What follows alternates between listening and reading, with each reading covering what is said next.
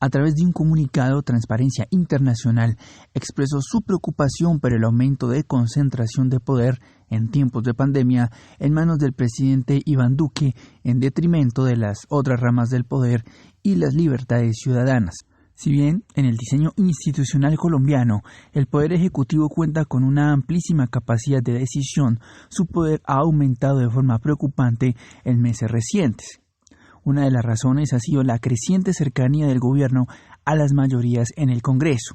Adicionalmente, el estado de excepción de emergencia económica declarado que se requería para la atención de la pandemia lo convirtió en legislador transitorio.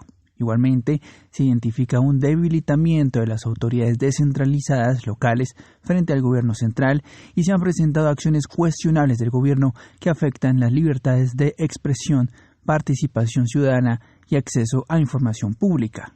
El organismo no gubernamental también alertó por la falta de independencia de los organismos de control, cuya dirección ha pasado en los últimos meses a personas muy cercanas al primer mandatario. Tal es el caso de la exministra del actual gobierno Margarita Cabello, que fue elegida procuradora, y a sus amigos de universidad Francisco Barbosa y Carlos Camargo, que dirigen actualmente la Fiscalía General y la Defensoría del Pueblo respectivamente.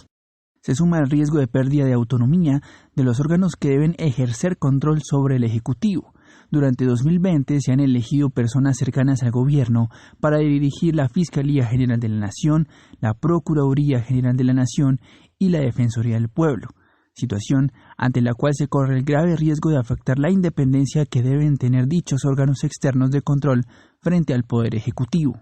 Durante la pandemia se ha identificado una tendencia de aumento de la discrecionalidad del Poder Ejecutivo en muchos países. Sin embargo, nos genera una profunda preocupación que el sistema de pesos y contrapesos en Colombia se vea afectado también por cuestionamientos a la independencia de las instituciones que precisamente deben vigilar y controlar su acción. Yo creo que hoy estamos en un escenario, y lo venimos monitoreando desde hace varios meses, en el cual, dentro del marco de la institucionalidad, el Poder Ejecutivo ha ganado unas facultades extraordinarias en el momento para atender la pandemia, pero luego ha habido otro conjunto de elementos que llevan a que esta concentración de poder aumente y que nos lleve a generar esta alerta en medio de un panorama global en que esto parece ser una tendencia.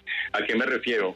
No solamente a esta situación de emergencia nacional que hemos estado viviendo, que implica en su momento la facultad de ser legislador transitorio, sino también la enorme cantidad de recursos que tendrá que disponer el gobierno colombiano para el proceso de reactivación económica, en un momento en el que además el gobierno nacional, distinto a lo que había planteado hace unos años, empieza a tener un acercamiento mucho más fuerte con el Congreso, con las mayorías del Congreso de la República, lo cual hace que ahí esa separación de poderes empiece a perder su definición, junto con otros elementos como algunas acciones cuestionables del gobierno respecto a libertad de expresión, de participación, de acceso a la información pública, que hacen parte de esas libertades, principios naturales de una democracia para el control del poder.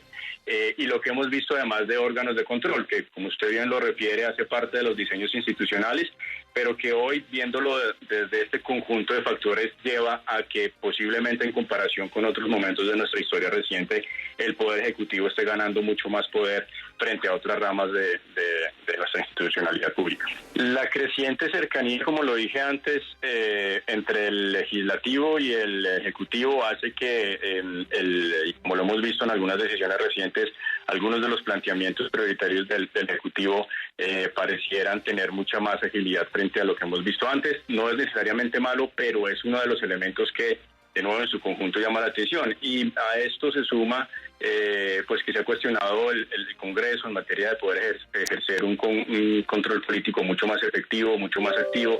Eso está por verse. El llamado, por supuesto, es a que esto se pueda resolver desde el Congreso de la República. Ahora bien, los otros órganos que nos preocupan, y específicamente en materia de las designaciones que ha habido a lo largo de este año, son las cabezas de los órganos de control. En el caso de la Fiscalía, sabemos de la cercanía del fiscal general con el presidente de la República, la reciente designación de la doctora Margarita Cabello a partir de enero del próximo año para la Procuraduría General de la Nación y la designación del doctor Camargo para la Defensoría del Pueblo. Los tres candidatos, por supuesto en el caso de la Defensoría del Pueblo, la terna no conforma a la presidencia, pero son tres personas que están a cargo de órganos de control que deben tener una plena independencia y autonomía. Lo que estamos planteando es que hay un riesgo, y es un riesgo que en su momento se alertó que podría suceder.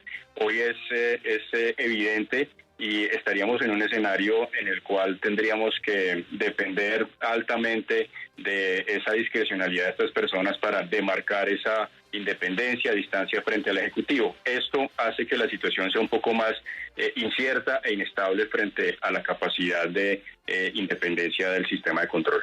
En general nos ha preocupado cualquier tipo de actuación de estos órganos que pueda precisamente entrar en una controversia alrededor de conflictos de interés. El ejemplo que usted da puede ser un ejemplo de esta situación. Lo ideal sería que en un sistema de control estas situaciones y estos cuestionamientos no sucedieran. Otro ejemplo que nosotros hemos estado planteando desde hace varios meses es el conflicto de interés aparente potencial del fiscal general frente a las investigaciones que hagan sus subalternos frente a la presunta financiación ilegal de la campaña del presidente Duque. No estamos diciendo que digamos la fiscalía o el diseño institucional de los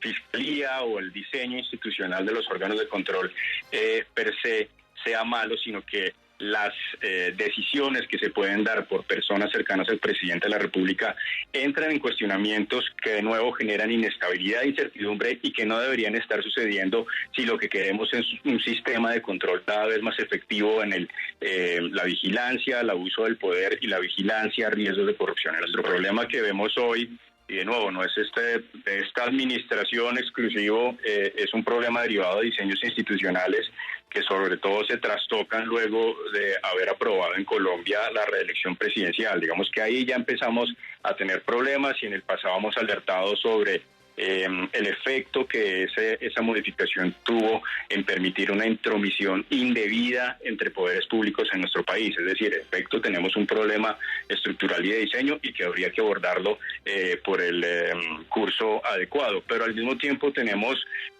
un comportamiento, unas decisiones respecto a quienes nominan y designan. Digamos que se ha hablado mucho, por ejemplo, que el presidente gobierna con sus amigos. Lo que pasa es que estas entidades no son del gobierno. Estas entidades son autónomas, son independientes, son separadas.